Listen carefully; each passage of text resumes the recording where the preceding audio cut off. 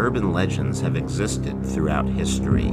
Since the beginning of time, people have always been intrigued with the unknown, asking such questions as, are we alone?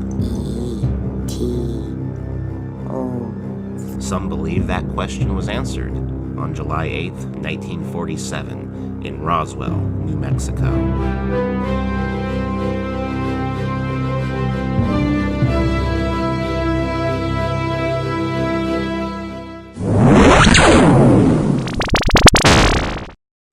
Roswell is an American city located around the southeastern quarter of the state of New Mexico. It is a center for irrigated farming, dairying, ranching, manufacturing, distribution, and petroleum production. But Roswell is also known as being the center for something else. It is best known as the UFO capital of the world, attracting thousands of conspiracy theorists, UFO enthusiasts, and tourists who want to catch a glimpse of what is believed by many to be a crash site of an alien spacecraft. On June 25, 1947, a pilot named Kenneth Arnold reported seeing several objects while flying near Mount Rainier, Washington. Now, I thought, that maybe they're jet planes with just the tails painted green or brown or something, and didn't think too much of it, but kept on watching them. They didn't fly in the conventional formation that's taught in our Army. They seemed to kind of weave in and out right above the mountaintop. He described objects that flew like geese and moved as a saucer would if you skipped it across the water. From that moment forward till this very day, flying saucers became the term most people use when referring to unidentified flying objects.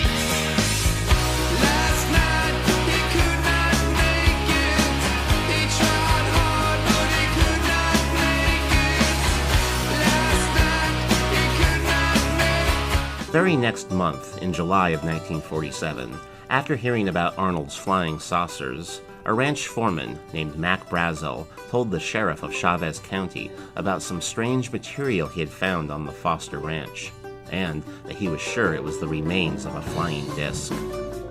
Sheriff Wilcox passed this information on to the Roswell Army Air Force Base, and the base intelligence officer, Major Jesse Marcel, was immediately detailed to look into the matter.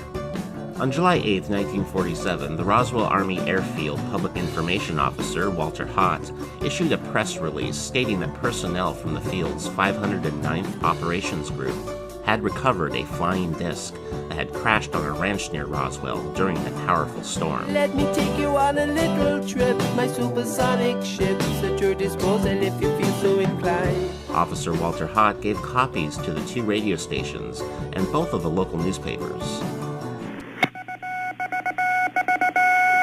Headline edition, July 8, 1947.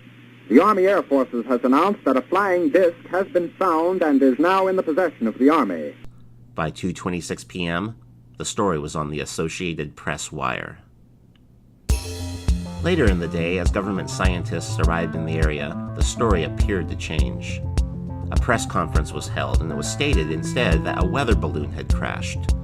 Reporters were shown debris said to be taken from the crash area, such as foil, rubber, and wood, which appeared to confirm that the object had been a weather balloon. After initially suggesting that Brazel's debris had come from a UFO, the Roswell Daily Record reported a correction, which included the USAAF statement that it was a weather balloon that had been found at the site. Brazel later went on record to say that he regretted the publicity that his misidentification had caused.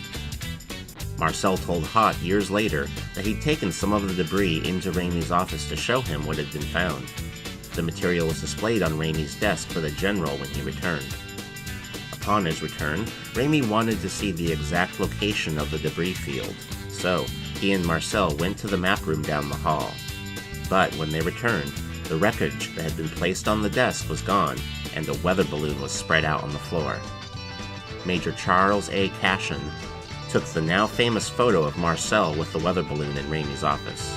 Hey, Mr. Spaceman, won't you please take me along? I won't do anything wrong. By the 1970s, ufologists began promoting a variety of increasingly elaborate conspiracy theories, claiming that one or more alien spacecraft had crash landed, and that the extraterrestrial occupants had been recovered by the military, who then engaged in a cover-up. There's a starman waiting in the sky. The Roswell conspiracy still continues to gain public interest in people today who want an answer to that age-old question: are we alone?